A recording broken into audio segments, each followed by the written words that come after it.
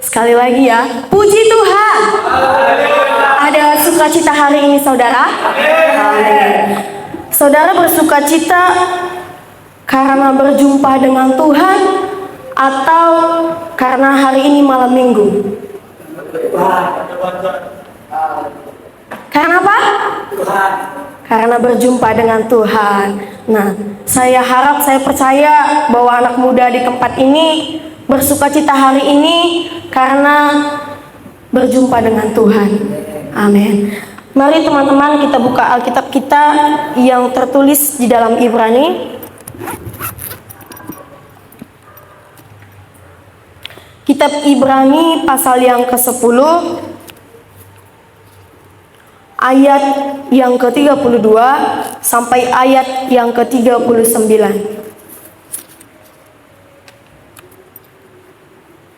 Ibrani 10 ayat 32 sampai ayat yang ke-39. Yang sudah dapat boleh katakan amin. Yang belum dapat boleh katakan aman. Oke, berarti masih ada ya yang belum dapat. Ibrani 10 ayat 32 sampai ayat yang ke-39. Amin. Nah, kita akan membacanya dari ayat 32 sampai ayat yang ke-36 saja. Nah, di sini saya akan membaca ayat genap, saudara sekalian di ayat yang ganjil.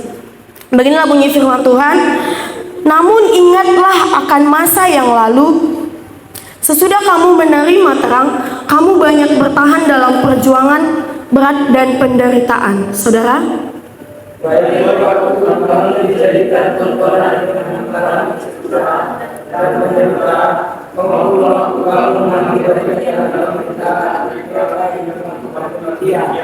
Memang kamu telah turut merasakan penderitaan orang-orang hukuman, dan ketika hartamu dirampas, kamu menerima hal itu dengan sukacita, sebab kamu tahu bahwa kamu sendiri memiliki harta yang lebih baik dan lebih tetap.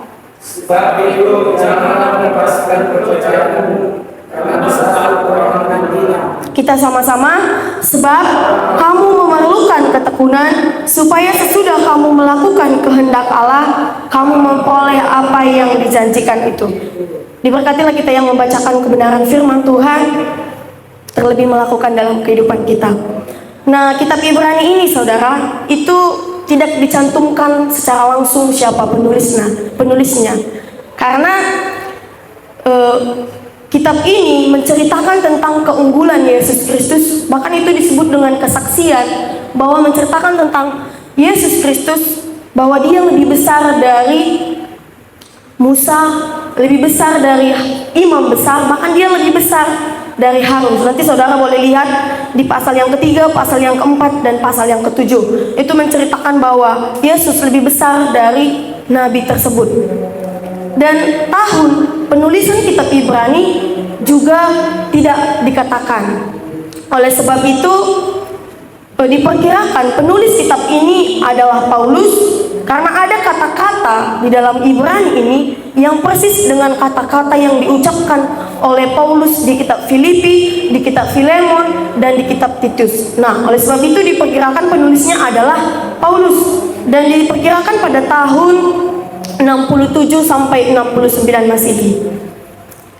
Nah, di sini tema firman Tuhan yang mau saya bagikan kepada saudara sekalian, boleh dilihat ya. Ini adalah tindakan benar. Mendengar kata tindakan itu sebuah perbuatan, tingkah laku seseorang untuk melakukan di dalam kehidupan sehari-harinya. Nah, jadi tindakan itu terlihat dari bagaimana kita melalui kehidupan kita. Nah, itulah arti dari tindakan. Tetapi di sini ada dikatakan tindakan benar. Menurut saudara, tindakan baik itu sudah pasti benar atau tidak? Saya ulangi ya. Menurut saudara, tindakan baik, apakah itu termasuk tindakan benar? Belum tentu, tapi kita tidak boleh mengatakan tidak. Kenapa saudara? Contohnya seperti ini. Saya buatlah ya. anak muda yang ada di tempat ini, misalnya si Ben sama si Jason, dia kan abang beradik nih. Jadi si Ben dia kelas 12 dan si Jason dia kelas 11. Nah, suatu ketika si Ben malas sekolah. Lalu Ben bilang sama si Jason, "Dek, nanti izinkan abang ya, abang malas sekali masuk hari ini." Dia bilang gitu. "Terserah deh kamu mau bilang alasan apa, tapi jangan bilang abang malas ya." Lalu si Jason ketika tiba di sekolah, dia jumpai wali kelas si Ben. Lalu dia bilang apa? "Bu, Bang Ben gak datang ya hari ini karena dia lagi sakit." Nah, lalu si wali kelas itu percaya tentang apa yang dikatakan oleh Jason. Di sini terlihat bahwa memang si Jason perbuatan dia baik untuk menolong abangnya. Dia mengasihi abangnya, tetapi dengan cara yang salah. Nah, jadi terkadang dalam kehidupan kita melakukan sesuatu yang kita rasa itu baik, tetapi belum tentu itu sesuai dengan firman Tuhan. Banyak di dalam kehidupan kita, seperti kita mengasihi seseorang, tetapi kita melakukan hal berbohong, menyakiti diri kita sendiri. Nah, jadi itu perbedaan tindakan baik dengan tindakan benar. Tetapi bukan berarti tindakan baik itu tidak benar. Ada aja tindakan baik yang juga bisa dikatakan benar. Nah, di sini tindakan benar kita boleh melihat di ayat yang ke-32 sampai ayat yang ke-33. Saya bacakan kembali, saudara memperhatikan. "Namun ingatlah akan masa yang lalu. Sesudah kamu menerima terang, kamu banyak bertahan dalam perjuangan berat dan penderitaan." Ayat 33. "Baik waktu kamu dijadikan tontonan dengan mengalami cercaan dan penderitaan, maupun waktu kamu mengambil bagian dalam penderitaan mereka yang diperlakukan demikian." Nah, di sini tujuan Paulus mengatakan hal ini kepada orang Kristen Yahudi yang ada di Ibrani itu supaya apa? Supaya iman mereka tidak goyah, supaya kepercayaan mereka tidak goyah untuk Tuhan. Karena apa? Orang Kristen yang ada di Yahudi pada saat itu, dia mengalami keputusasaan. Saudara kalau mengalami keputusasaan, saudara mungkin menyerah, tidak bisa lagi berkata-kata, atau bahkan menyalahkan orang lain, menyalahkan diri sendiri. Nah, itu yang namanya keputusasaan. Sama dengan orang yang ada di Ibrani pada saat itu, mereka mulai meragukan kepercayaan mereka kepada Tuhan. Nah, ketika Paulus mendengar hal itu, dia meyakinkan mereka dengan cara apa? Poin yang pertama saya berikan kepada kita yaitu membuat perbandingan. Tindakan yang benar sebagai seorang anak Tuhan itu harus bisa membuat perbandingan. Perhatikan di ayat 32 tadi, saudara. "Namun ingatlah akan masa yang lalu." Paulus mengajak orang yang ada di Ibrani itu melihat kehidupan mereka, bagaimana perjuangan mereka mulai mengikut Tuhan sampai saat itu. Nah, saudara, pada zaman itu seseorang untuk berangkat ke gereja itu harus sembunyi-sembunyi. Bahkan ada dibangun gereja di bawah tanah sehingga tidak diketahui oleh musuh-musuh. Bahkan untuk mengadakan ibadah di rumah saja itu harus berhati-hati. Kalau sampai ketahuan, ada yang dipenjarakan, ada yang dibunuh, ada yang hartanya disita. Di ayat ini dikatakan disiksa. Itulah yang dialami orang yang ada pada saat itu. Nah, sehingga mereka mulai putus asa terhadap kepercayaan mereka. Sebagai seorang anak Tuhan harus bisa membuat perbandingan. Bagaimana ketika aku mengikut Tuhan dengan aku tidak mengikut Tuhan? Apakah hidupku sama? Tetapi di sini yang dimaksudkan oleh Paulus, mereka harus melihat bahwa mereka sudah berjalan sejauh itu. Banyak yang sudah mereka lalui. Apakah mereka harus menyerah? Nah, dilanjutkan, "Sesudah kamu menerima terang, kamu banyak bertahan dalam perjuangan berat dan penderitaan." Seseorang yang berputus asa, saudara, itu yang dia perlukan itu motivasi. Yang dia perlukan itu apa? Pengharapan, kekuatan. Nah, bagaimana cara caranya untuk menguatkan orang yang mengalami keputusasaan? Ini caranya yang dilakukan oleh Paulus, membuat perbandingan. Apa fungsi dari kita membuat perbandingan? Jikalau kita mengetahui ketika kita bersama Tuhan, kita semakin kuat, artinya iman kita semakin meningkat. Bahkan kita nggak mau lagi meninggalkan Tuhan, karena kita udah merasakan bagaimana bersama dengan Tuhan. Kemarin kita sudah mengadakan doa 10 malam. Mungkin kalau saudara benar-benar merasakan kehadiran Roh Kudus, 10 hari itu terasa cepat. Tetapi kalau tidak merasakan kehadiran Roh Kudus, mungkin 1 hari aja bagi saudara itu sangat lama, padahal cuma 1 jam. Nah, itu perbedaannya. Saudara harus membuat perbandingan, apalagi kita anak-anak muda, masih panjang perjalanan kita. Supaya dengan perbandingan ini kita boleh tahu, oh aku harus di sini yang perlu aku tingkatkan. Kalau penderitaan saudara itu nggak akan ada hentinya dalam hidup kita. Mau lari kemana pun, penderitaan itu akan terus datang selama kita masih hidup di dunia. Dan penderitaan itu berbeda-beda. Mungkin hari ini sakit penyakit, mungkin besok kekurangan ekonomi, mungkin besok sekeliling kita nggak tahu. Tapi yang menjadi permasalahannya, apakah ketika saudara dekat dengan Tuhan, saudara memiliki banyak kekuatan, atau malah sama aja dengan hidup kita yang sebelum dekat dengan Tuhan? Sama seperti yang ini saya buat. Kalau yang ke kiri sebelah sini itu artinya jalan yang benar, sebelah sini artinya jalan yang salah. Hidup ini pilihan, saudara, tergantung saudara mau pilih yang mana. Tetapi terkadang kita udah tahu itu salah, tapi kita tetap terus melakukan kesalahan itu. Nah, perlu ya membuat perbandingan di dalam diri kita. Nah, di sini dia 33 dia katakan, baik waktu kamu dijadikan tontonan dengan mengalami cacaan.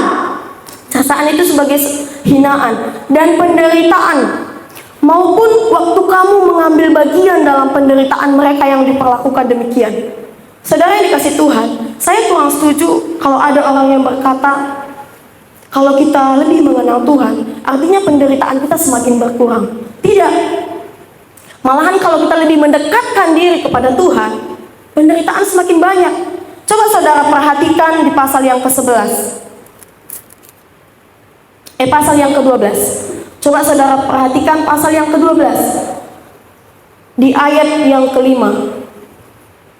Ibrani 12 ayat yang ke-5.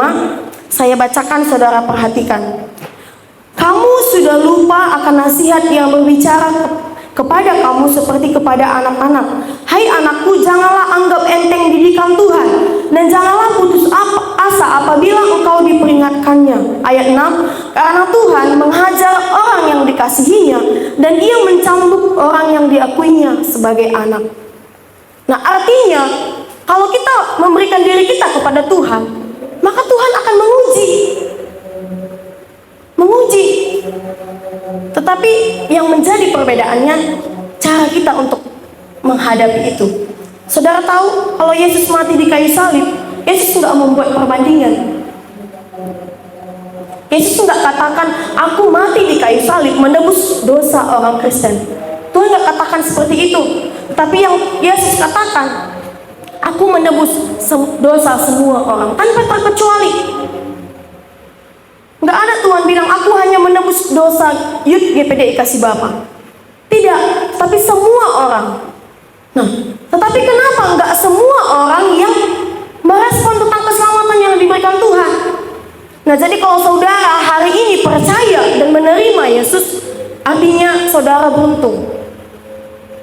Kalau dilihat dari kebaikan kita, saudara, agama kita itu mungkin nggak bisa dikatakan peringkat paling bawah. Kenapa? Agama yang paling baik itu agama Buddha, yang kedua agama Hindu, yang ketiga agama Islam, di mana mereka selalu mengatakan beramal, bersilaturahmi, berpahala. Kalau kita orang Kristen, dari pakaian kita aja. Nah, tetapi apa keunggulan dari kita sebagai orang Kristen? Artinya kita menerima Yesus sebagai juru selamat.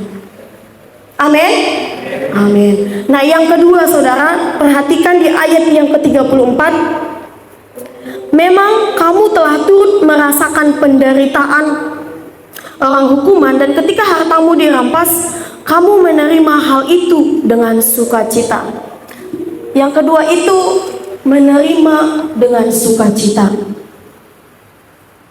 Sukacita itu nggak bisa dibeli, ya saudara. Mau sekaya apapun saudara, mau dengan cara apapun saudara membelinya, nggak akan bisa. Bahkan orang yang sudah berkecukupan, orang yang sudah punya segalanya, belum tentu dia mengalami sukacita. Nah, bisa saudara katakan, oh, aku bisa sukacita karena aku mendapatkan apa yang aku inginkan. Oh, aku bisa bersukacita karena aku mengalami keuntungan. Untung aku hari ini dalam usahaku. Ya, jadi aku wajar bersukacita. Iya, wajar. Tapi besok bagaimana? Kalau saudara rugi, bisa nggak saudara jamin kalau saudara bersukacita? Tidak. Nah, yang di sini katakan itu sukacita yang datangnya daripada Roh Kudus. Nanti coba saudara bandingkan ketika saudara bersukacita karena apa yang saudara inginkan tercapai dengan sukacita ketika saudara bertemu dengan Yesus. Nanti saudara boleh bandingkan. Saya saudara, kalau Biston itu dulu saya paling malas. Saya paling malas bangun cepat. Nah, tetapi setelah saya di tempat ini, di pastori ini, itu diajar untuk terus Biston. Nah, beberapa hari ini ketika saya Biston, saya itu pengennya terus nangis gitu, pengen terus merasakan Tuhan.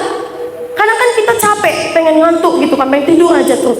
Tapi entah kenapa, semakin kita merasakan Roh Kudus, semakin kita ingin dekat dengan Dia. Nah, jadi kalau benar-benar ada Roh Kudus di dalam hati kita, bawaannya itu sukacita terus, nggak bisa dibeli. Dan bahkan orang akan melihat, dia nggak nampak ya kalau dia punya kesusahan. Karena apa? Meskipun kita punya banyak kesusahan, tapi kita sukacita. Nah, saya percaya semua pemuda di tempat ini bersukacita karena Tuhan. Amin. Bukan bersukacita karena hari ini aku lagi baikan sama pacarku. Bukan bersukacita karena hari ini aku mau kencan sama cewekku. Enggak ya. Tetapi bersukacita karena Tuhan. Dan itu nggak bisa dibeli. Nah, inilah kemenangan daripada orang Kristen. Coba saudara perhatikan di ayat 34b. Dia katakan, sebab kamu tahu bahwa kamu sendiri memiliki harta yang lebih baik dan lebih tetap. Sedikit kesaksian saudara, kemarin kami diberikan kesempatan untuk seminar PAK. Dan kemarin judul seminar saya itu pengembangan diri. Lalu ada seorang teman saya yang bertanya seperti ini. Kalau dilihat dari mengembangkan diri dalam konsep Alkitab, jadi kenapa orang yang nggak mengenal Tuhan lebih sukses hidupnya? Iya ya, kalau kita tahu ya. Kalau kita melihat, saya juga berpikir, oh ya juga ya. Malahan orang yang nggak ke gereja, nggak mengenal Tuhan yang lebih sukses. Karena apa? Dia setiap harinya kerja. Kita ibadah minggu, dia kerja. Nah, tetapi mau sampai kapan? Buatlah umurnya 70 tahun di dunia ini. Apakah harta itu bisa dia bawa? Apakah muat nanti tempat jenazahnya itu? Enggak. Nah, menangnya kita apa? Kita ibaratkan menabung di dunia ini. Sudah berapa tabungan saudara di surga? Atau boleh saudara lihat samping kiri kanan saudara. Kira-kira upah siapa yang paling besar nanti ya? Upah siapa nanti yang paling besar di surga? Belum tentu yang rajin melayani, belum tentu. Belum tentu yang kelihatan dari hidupnya baik, belum tentu. Tetapi itu pribadi saudara dengan Tuhan. Dan yang ketiga saudara, sebentar ya, kembali ke gambar yang tadi. Ini sukacita itu, apa perbedaan seorang yang dekat dengan Tuhan dengan orang yang tidak? Nah, lihat, perhatikan. Kalau kita punya masalah, kita berdoa, kita tahu tempat pengaduan kita. Sehingga ketika menghadapi yang namanya masalah, kita tetap bersukacita. Tetapi orang yang terus mengandalkan kekuatannya, tetapi orang yang terus mencari harta duniawi, coba lihat. ketika tidak sesuai dengan apa yang menjadi harapannya, frustasi, stres, menyalahkan Tuhan, menganggap Tuhan gak adil, menuntut Tuhan, padahal gak melakukan apa yang menjadi kewajibannya kepada Tuhan. Nah, ini perbedaannya, saudara. Jadi mau kemana pun kita, penderitaan itu gak bisa kita halang-halangi, akan terus datang. Bahkan Tuhan juga katakan, Dia menghajar setiap anaknya. Nah, yang ketiga, saudara, itu boleh saudara perhatikan di ayat yang ke-35. Sebab itu, janganlah melepaskan kepercayaanmu, karena besar upah yang menantinya. Ayat 36, sebab kamu memerlukan ketekunan, supaya sesudah kamu melakukan kehendak Allah, kamu memperoleh apa yang dijanjikannya itu. Apa sih yang dijanjikan Tuhan kepadaku? Pernah nggak saudara bertanya seperti itu kepada Tuhan? Bagaimana mungkin saudara mengetahui apa yang Tuhan janjikan, sedangkan saudara nggak mengandalkan Tuhan? Nah, yang ketiga itu adalah ketekunan di ayat yang ke-36 tadi. Ketekunan ini, saudara, ketekunan ini ketika kita mendengar kata tekun, artinya kita langsung beralih ke hal positif. Oh iya, tekun kan terus melatih supaya sukses, terus melatih untuk berhasil. Itu kan yang timbul dalam pikiran kita. Tetapi saudara, tadi saya mendapat pemahaman baru bahwa ketekunan juga bisa disebutkan dengan ketekunan yang salah. Kenapa saya katakan gitu? Misalnya saudara dipercayakan melayani. Kita semuanya rata-rata dipercayakan pelayanan, ya kan? Nah, ketika saudara dipercayakan pelayanan, saudara sudah datang tepat waktu, saudara sudah mengikuti setiap persekutuan yang ada, saudara sudah mengikuti bison-bison ibadah-ibadah. Tetapi sadar enggak saudara? Saudara sudah mengenal Tuhan, tetapi saudara masih hidup seperti menggosipi orang, membohongi. Artinya saudara juga tekun terhadap hal itu. Jadi saudara mau pilih yang mana? Tekun dalam hal positif atau tekun dalam hal negatif? Tentukan satu tujuan saudara. Yang di sini katakan Paulus itu adalah tekun melakukan kehendak Allah. Apa sih kehendak Allah? Lihat di ayat 36. Sebab kamu memerlukan ketekunan, supaya sesudah kamu melakukan kehendak Allah. Itu yang dimaksudkan tekun karena kehendak Allah. Nah, jadi tekun ini jangan saudara langsung berpikir tekun itu dalam hal positif. Ada juga yang saudara lakukan, saudara misalnya kemalasan. Saudara terus membiarkan kemalasan saudara, sehingga itu menjadi saudara tekuni. Tentukan satu, apa yang mau saudara tekuni. Apakah itu mengikut Tuhan? Karena di sini jelas Tuhan katakan kalau saudara tekun, ada upah yang menanti saudara. Kita nggak tahu seberapa besar upah yang kita terima, nggak tahu ya. Kalau saudara tanggung-tanggung mengikut Tuhan, kalau saudara main-main mengikut Tuhan, artinya upah yang saudara terima ya sama kayak ujian. Kalau saudara belajar, tentu hasilnya maksimal. Tapi coba kalau saudara nggak belajar, ya hasilnya juga sama, nggak bisa dibohongi. Nah, jadi kalau mengikut Tuhan, jangan kita pernah tanggung-tanggung, tapi tekun. Dan di ayat 37 katakan, sebab sedikit, bahkan sangat sedikit waktu lagi, dan Ia yang datang akan tiba, dan tidak akan menangguhkan kedatangannya. Di sini saya bukan menakut-nakuti saudara. Di sini saya bukan membuat saudara gelisah, tidak ya. Tapi ini jelas dikatakan di firman Tuhan. Hidup pilihan saudara. Saudara mau milih yang mana? Yang baik? Karena sudah Tuhan katakan, kalau saudara tekun, ada upah yang menanti saudara. Dan di ayat yang ke-39 dia katakan, namun kita bukanlah orang-orang yang mengundurkan diri dan binasa, tetapi orang yang percaya dan beroleh hidup. Nah, supaya lebih jelas, supaya saudara menangkap itu, saya ganti ya di ayat 39. Namun kita pemuda GPDI Kasih Bapa bukanlah orang yang mengundurkan diri dan binasa, tetapi orang yang percaya dan beroleh hidup. Nah, jadi kalau saudara hari ini sudah mengakui kalau saudara tidak mau tanggung-tanggung mengikut Tuhan, kalau saudara tidak mau main-main mengikut Tuhan, lakukan itu. Satu aja tujuan kita tekun. Nah, saya sangat tadi terberkati dengan kata-kata seorang tokoh saudara. Saya nggak pandai ya bahasa Inggris. Jadi kalau yang pandai bahasa Inggris, nanti Kalau ada yang saya ucapkan salah, boleh saudara ajari saya setelah pulang ibadah. Oke, Oke, saya bacakan ya. My home is in heaven. I am just traveling through this world.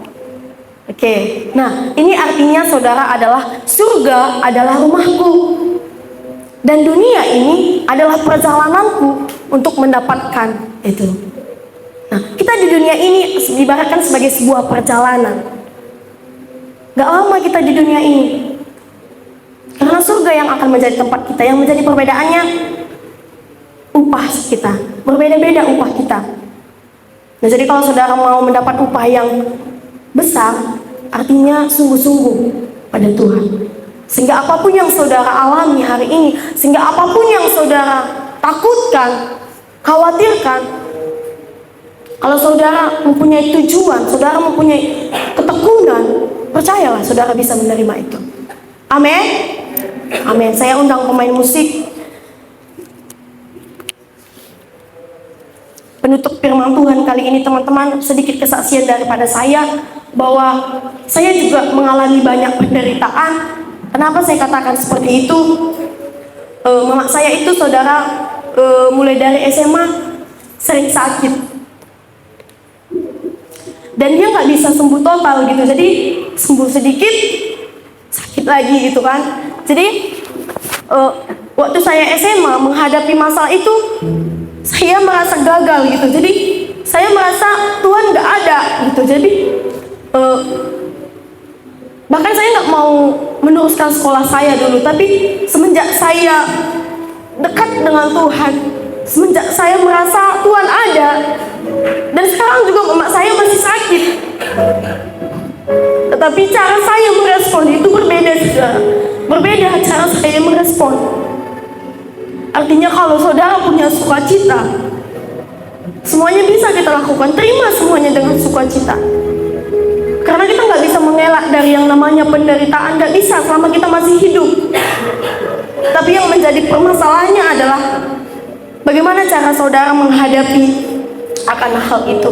Saya nggak tahu apa permasalahan saudara, tapi saya minta hari ini, apa yang mau saudara tinggalkan, kebiasaan apa yang mau saudara tinggalkan, dan kebiasaan apa yang mau saudara tingkatkan di dalam diri saudara. Bersama Tuhan kita tidak boleh sembunyi-sembunyi tentang apa yang mau kita inginkan. Jadi mari kita merenungkan kebenaran firman Tuhan. Kali ini saya mengajak kita semuanya untuk bangkit berdiri. Terima kasih ya Tuhan. Katakan setiap kerinduan hatimu kepada Tuhan, bahwa Tuhan ada terus dalam kehidupan kita. Dan bahkan kehadiran Tuhan itu tidak bisa kita beli dengan apapun. Sukacita dan